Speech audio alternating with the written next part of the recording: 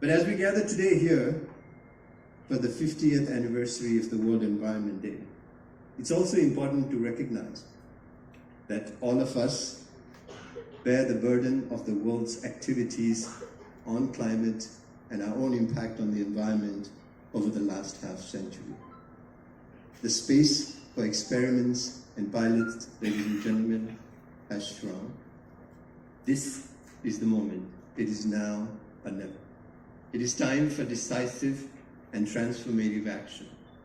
And the transition to e-cooking, in some sense, represents that opportunity.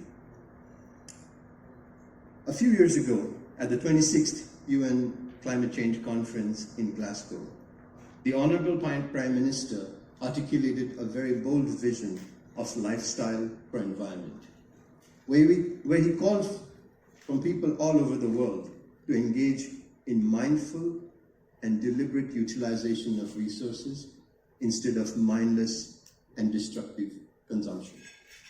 His bold vision, along with the activities that India has undertaken over the last few years, paves a pathway for integrating our environmental consciousness into a greater climate movement. Mr. Vishal has listed all of them: oil marketing company, think tanks, media personals, manufacturers, experts, ladies and gentlemen. It's indeed pleasure that on this wonderful occasion of World Environment Day, we have come together in the morning, Monday morning, and then we are talking on a very, very important subject. In fact, the World Environment Day goes very, very many years back, when the first time when I participated in one of the essay competition in the World Environment Day. That time, very few people knew 5th June is the World Environment Day. And of course, I got the first prize in the state, but that's a different issue. But that time I realized why this 5th June is actually important for all of us, for the citizens, for the population of this world and this planet. Because now we have been talking for the past at least 20 years plus, after the Rio Summit, etc., UN Convention, and then all this Paris Agreement, Glasgow Pact, everything. And today, we have come to a very, very important juncture where now we are moving ahead with a very clear mission called life. And we are really thankful to CLASP and all other participants here that we are actually taking forward this life as part of our own effort, our own one step ahead in moving in this mission. So let me thank all of you for joining for this wonderful event and also this life movement. Now, if we talk about this electric cooking, most of the times I have thought this is one intervention. We don't have to do much research here. We know what is electric cooking. There is hardly any science or thing, because we have been using it. The appliances which work on electric cooking are already there. They are there in this country. They are in the world. It is also not very difficult to even replicate them, because even the consumers, most of them, they know, or even if they don't know, they can immediately know. It's not. So this is one intervention where very little further research or something is required.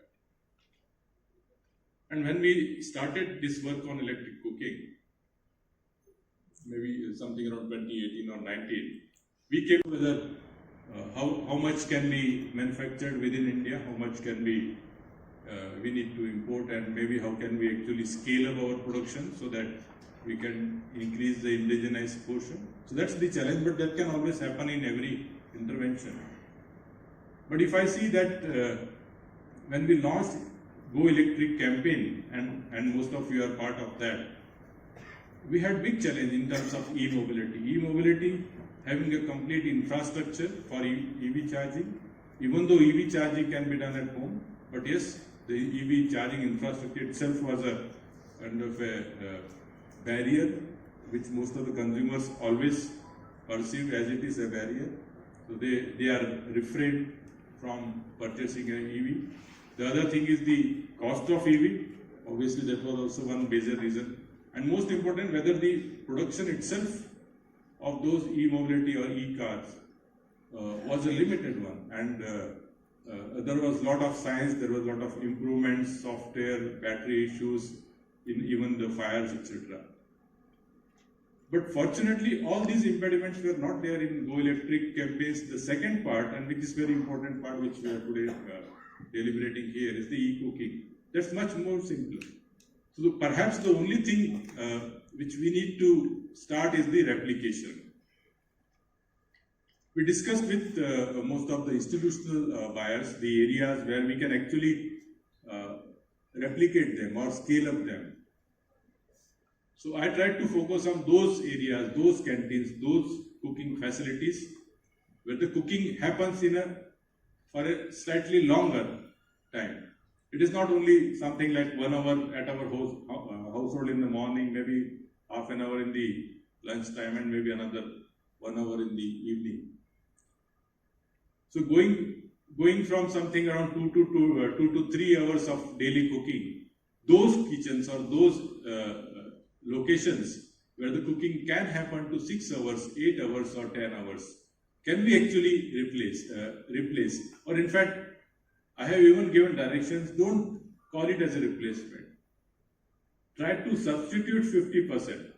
If there are 20 burners, put aside the 10 burners and substitute by 10 burners or 10 hot plates or 10 induction stoves. So that the consumers can have choice. If he feels there is some issue, if he feels his dish cannot be cooked on electric cooking, he can immediately try for the remaining 50% burner. I really feel privileged to be here on World Environment Day, and a beautiful pledge that we have taken. I think I never saw such kind of pledge in my life, but today on World Environment Day, this has created a good vibe among ourselves, that we have pledged to acquire environment-friendly habits. And I think on this day, e-cooking is also going to be an environmental friendly habit for all Indians in the days to come. When we see e-cooking as a small intervention or a kind of, some people take it very lightly, but let me tell you, this has many dimensions to the families of India, from urban areas to rural areas, semi-rural areas, and our population being the biggest in the world, it makes the biggest impact on the world environment. We have been leader in the world environment. Whenever I go outside the country and attend various global platforms, we see that there is a talk of life, which is promoted by our Honorable Prime Minister Modi ji, lifestyle for environment. Nobody in the Western world knew that the changes in lifestyle can make a big change in the environment. We have been talking about energy transition in the context of climate change, that the temperature has risen, there has been a global warming, there has been the temperature rise, which is going to be 2 degrees centigrade by the end of the century. So we have been talking about energy transition all over the world, and India, let me tell you, has emerged as the leader in energy transition.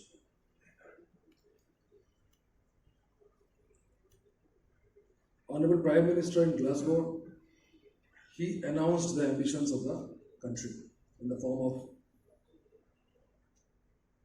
big ambitions that we will add renewable energy to 500 gigawatt from the non-fossil sources plus renewable energy. 500 gigawatt by 2030, and having our